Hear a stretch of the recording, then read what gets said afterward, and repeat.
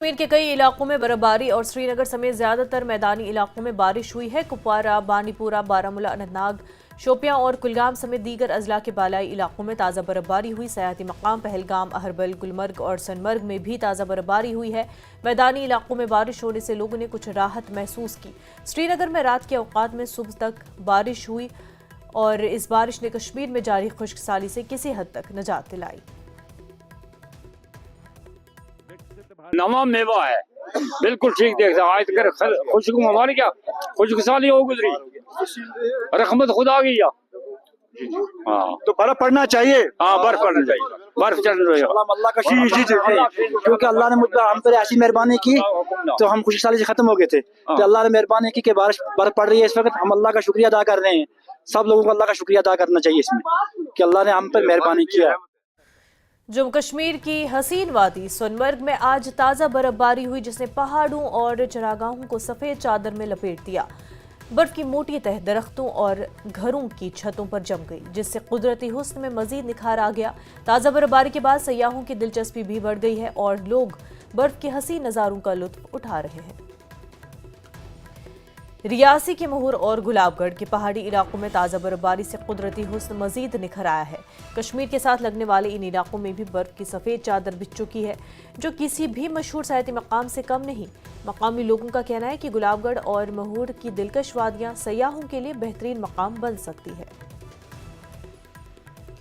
तो जम्मू कश्मीर के मेंढर इलाके में हल्की से दरमियानी बारिश ने कई इलाकों को जेर आब कर दिया, जिससे आम लोगों, खास तौर पर स्कूली बच्चों और राहगीरों को शदीद मुश्किलात का सामना है।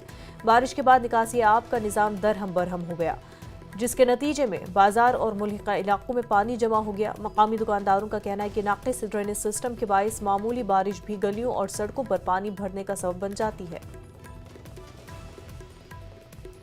और जनूबी कश्मीर के सब जिला त्राल के आरीपर इलाके में मौजूद तारीखी चश्मा मुसलसल खुश्क साली की वजह से मुकम्मल तौर खुश्क हो गया है, जिसकी वजह से इलाके में पीने के पानी की किल्लत पाई जा रही है। मकामी लोगों का कहना है कि उन्होंने पहली बार इस चश्मे को सूखते हुए देखा, जो इलाके के लिए परेशानी का सबब है। उन्होंने कहा कि अगर चश्मे में दोबारा पानी नहीं आता है तो कई इलाके पानी के लिए तरस जाएंगे। क्या कहूँ, ये तमाम इलाके त्राल को पानी फराहम कर रहा था। मेरी इस वक्त उम्र नियर अबाउट 80 साल है। आज तक मैंने कभी देखा ही नहीं है। आज जो मैं ये देख रहा हूँ, मैं अपने ही गुनाह हूँ, मैं ही गुनाहगार हूँ, मैं ही सियाहकार हूँ। मेरे चश्मे ऐसे ही नज़ारा देख रहे हैं कि पानी ही नहीं है। एक घर को कम अज़ कम दिन भर 24 घंटे में कम अज़ कम 100 लीटर 200 लीटर लगती है। वहाँ क्या कहेंगे, जन शक्ति लाएंगे पानी 4 बाल्टीन या 5 बाल्टीन, उससे क्या होगा? उससे पानी पिएंगे, उससे बर्तन साफ़ करेंगे, उससे वज़ू करेंगे, यानी वो नामुक्तफ़ी है। हालांकि बशारत क़य्यूम साहब ने टाउन हॉल में, जो हमारा नवाबुल कादिर डिस्ट्रिक्ट डेवलपमेंट कमिश्नर साहब है, उसने भी ये हुक्म दिया है कि जहाँ भी यहाँ ट्यूबवेल है या कहीं कोई है उसको रिव्यू करो। लेकिन क्या रिव्यू करेंगे जहाँ पानी नहीं होगा? बस यही हम गुजारिश करेंगे खुदा से, खुदा के बगैर इसका कोई चारा नहीं है। सिर्फ हमें खुदा से रुजू करना है ताकि वो हमारे गुनाहों को अज़ाला करके हमें बारी देगा। श्रीनगर में